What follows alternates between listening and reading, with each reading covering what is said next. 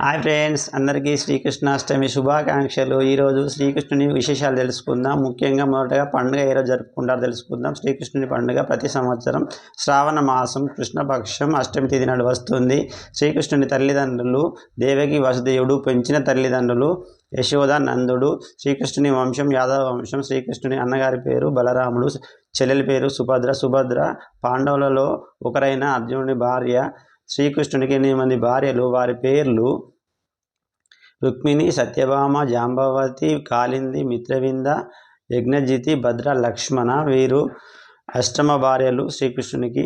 మరియు 16,000 మంది గోపికలు ఉన్నారని మనకు భాగవతంలో సమాచారం. మనకు వీటితో పాటు ఇంకా ముఖ్యంగా ఈరోజు జరిగే పండుగ విశేషాలు ఏమిటంటే, చిన్నపిల్లలకు శ్రీకృష్ణుని వేషం వేయడం మరియు పాటలు ఆటలతోటి అందరూ సెలబ్రేషన్ జరుపుకుంటారు. వీటితో పాటు ముఖ్యంగా ఉట్టిని కొట్టే కార్యక్రమం ఉంటుంది. ఇవి శ్రీకృష్ణుని ముఖ్య విశేషాలు. నచ్చినట్లయితే లైక్ చేయండి, షేర్ చేయండి. అలాగే మన ఛానల్ సబ్స్క్రైబ్ చేసుకోండి. బాయ్.